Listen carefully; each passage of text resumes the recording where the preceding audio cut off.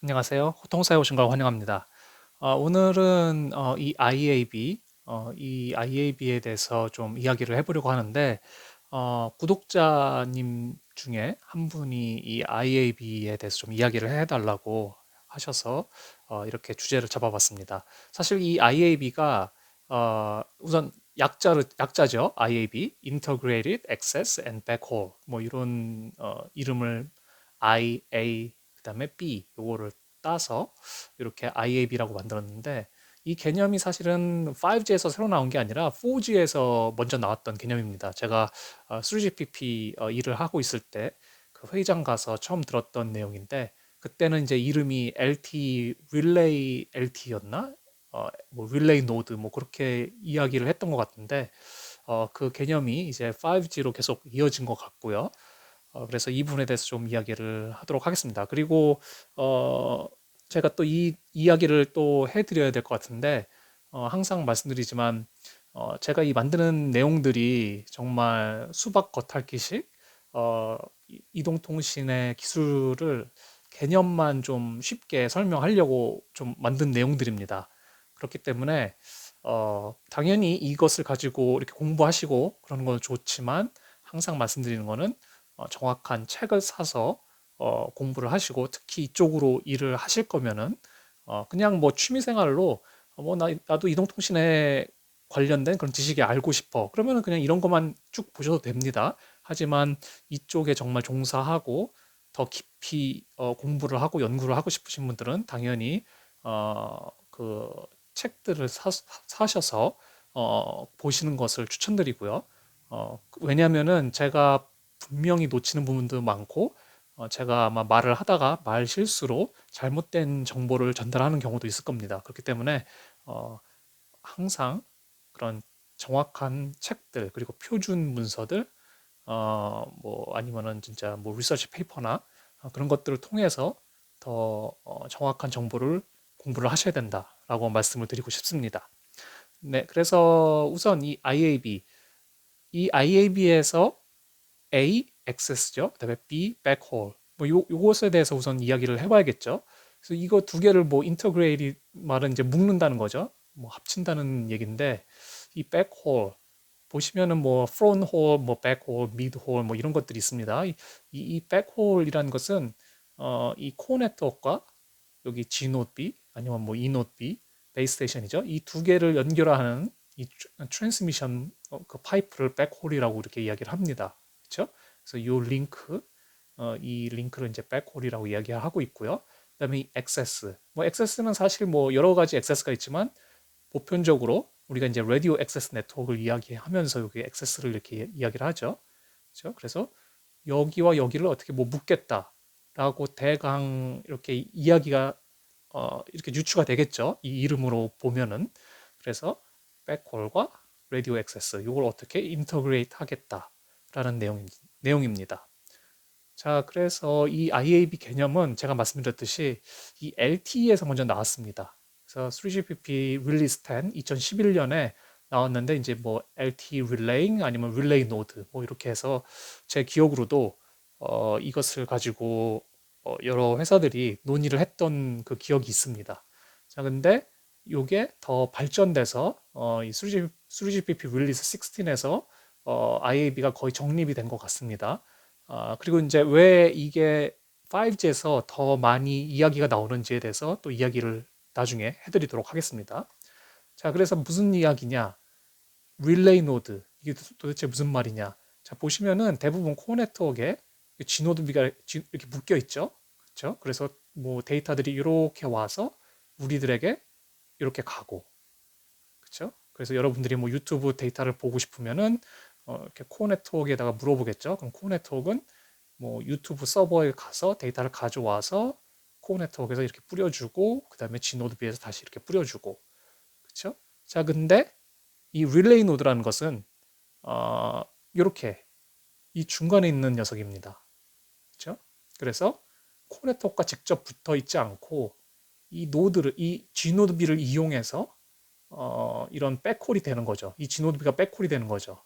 그렇죠? 그래서 코어 네트워크가 직접 연결이 안 돼 있고, 이 데이터를 받아오기 위해서는 항상 어떠한 뭐 parent 아니면 뭐 donor 노드라고 그렇게 이야기도 하는데 이 G노드비를 통해서 코어 네트워크로부터 데이터를 받아오는 이러한 경우가 바로 이런 곳을 이런 G노드비 이런 노드를 바로 IAB라고 이야기를 하고 있습니다. 자, 그래서 IAB는 누구냐? 이 친구가 IAB가 되겠죠. 그렇죠?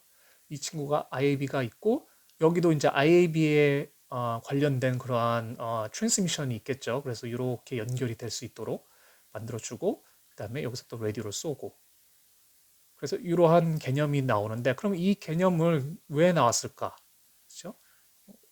그냥 여기다가 파이버 연결돼 있고 여기도 파이버 이렇게 연결하면 되는데 굳이 여기는 이 선을 여기서부터 여기 선을 파이버로 연결 안 하고 라디오를 거쳐서 이렇게 오면은 그쵸? 딜레이도 생길 거고 뭐 왜냐면 파이버보다는 라디오가 더 불안전하기 때문에 그리고 데이터 속도도 느리기 때문에 이 방법이 그렇게 좋은 방법은 아니죠. 그렇지만 어떠한 유스 케이스가 있기 때문에 이러한 솔루션이 나왔겠죠. 자, 그 솔루션 유스 케이스는 예를 들어서 뭐 아시다시피 뭐 밀리미터 웨이브 그런 커버리지가 아주 작은 그렇지만 속도가 대단히 빠른 안테나를 지금 뭐 많이 달아야 되겠죠. 커버지가 너무 작기 때문에. 그래서 뭐 가로등이나 그렇죠? 전봇대나 뭐 그런 데다가 라디오를 달겠다. 근데 여기다가 다 파이버를 깔기가 쉽지가 않죠. 그렇죠? 그렇기 때문에 이러한 경우에는 아까 릴레이 노드를 통해서 코어 네트워크와 통신을 한다. 그렇죠? 이렇게 통신을 라디오로 통신을 하는 거죠. 이렇게 둘이서. 그렇죠? 그래서 뭐 어떤 파이버를 여기다가 다시 깔아서 여기다가 연결할 필요 없이 그냥 라디오만 딱 설치하고 파워만 꽂아주면은 이렇게 연결이 되고 그다음에 여기서 다시 라디오를 쏴서 핸드폰들이 통신할 수 있도록 그리고 또 한 경우는 이런 이번에 뭐 한국에서도 홍수가 나고 뭐 그런 상황들이 많이 발생했죠. 이런 내추럴 디제스터 자연재해가 발생했을 때 막 통신망이 끊어지고 이런 파이버 케이블들이 끊어지고 막 그랬을 경우에 그리고 전기도 나갔을 경우에 간이로 네트워크를 설치할 수 있겠죠. 그렇죠?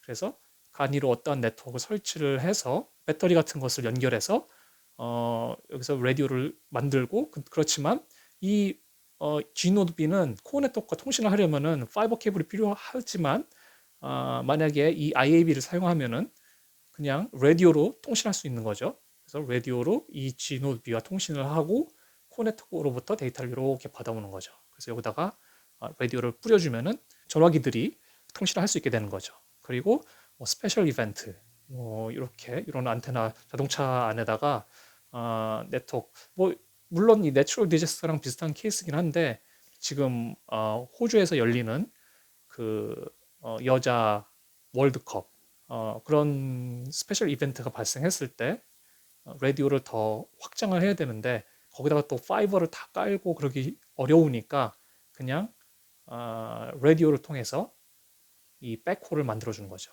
그래서 이런 유스 케이스들이 있기 때문에 이 IAB라는 것이 이 개념이 나온 거죠. 그러면은 4G에서 나왔던 이야기인데 4G에서는 잘 안 됐습니다. 사실은. 이 개념은 사실 좋았지만 물론 4G에서도 사용하고는 있지만 되게 많이 사용되고 있지는 않죠. 자, 그 이유는 가만히 생각해 보면은 아까 말씀드렸듯이 단점이 아주 명확합니다. 이 릴레이 노드 아니면 IAB 같은 경우는 이 코어 네트워크로부터 이 파이버 케이블이 연결이 되어 있지 않죠. 무선으로 받아야 됩니다. 무선으로 이 두 노드가 연결이 돼야 되기 때문에 이 무선이라는 것은 당연히 밴드위스를 사용하는 거죠. 사용자한테 줘야 될 그 라디오를 어느 정도는 희생을 해서 그만큼의 밴드위스를 여기다가 연결을 시켜줘야 되는 거죠. 그리고 더 많은 사용자들이 만약에 사용한다면 더 큰 밴드위스가 필요할 텐데 점점점 문제가 생기는 거죠. 자, 근데 왜 5G에서 이야기가 다시 나오느냐? 우리가 이야기했던 밀리미터 웨이브처럼 대역폭이 아주 큰, 그렇죠? 밴드위스가 아주 큰 이 라디오가 이 프리퀀시가 있기 때문에 여기를 밀리미터 웨이브로 묶으면은 엄청나게 큰 밴드위스가 생기기 때문에 그런 제약들이 원래 있던 그런 제약들이 좀 커버가 되지 않느냐. 그래서 5G에서 이 IAB가 다시 이야기가 나오고 있습니다. 물론 아시다시피 밀리미터 웨이브의 약점 때문에 이게 얼마나 상용화가 될지는 아직도 잘 모르겠습니다.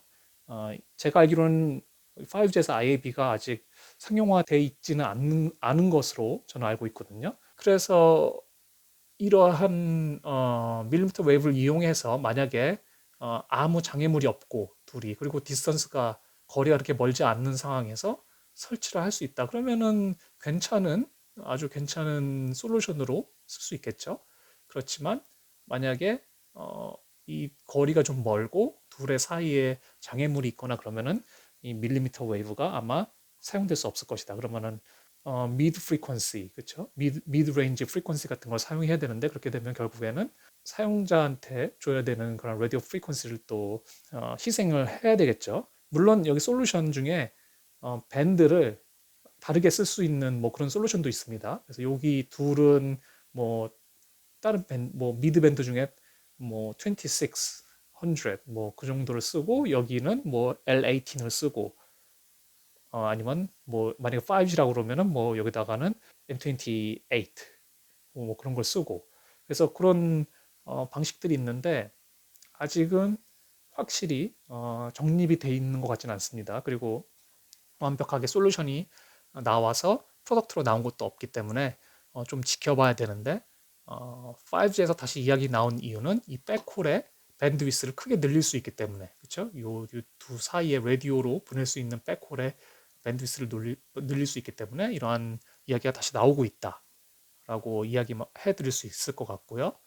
그리고 마지막으로 아키텍처에서 보면은 이것도 좀 재밌습니다. 그래서 4G에서는 이런 개념이 없었는데 5G에서 제가 아마 전에 말씀드렸던 오픈 랜 그쪽에 보시면은 요 CU 그다음에 DU 이런 것들이 있습니다. 그래서 이런 것은 그 제가 말씀드렸던 오픈 랜 쪽을 다시 한번 보시면은 이해가 되실 텐데 그래서 이 도너라는 것 이게 바로 이제 페어런트죠. 그렇죠? 여기 보시면 페어런트. 그래서 이 코어 네트워크가 바로 물려 있는 이 G노드 B는 CU가 있죠. 그리고 이 밑에 릴레이 해서 받는 이 차일드 노드들은 CU가 없고 DU만 있습니다. 그래서 이런 아키텍처로 아마 만들 수 있을 것 같다라고 나오는데 이렇게 개념으로 가면서 오픈랜과 또 이 IAB가 연결되는 그런 부분들이 또 있겠죠. 그래서 재밌는 컨셉인 것 같긴 한데 이게 정말 얼마나 많이 쓰일지.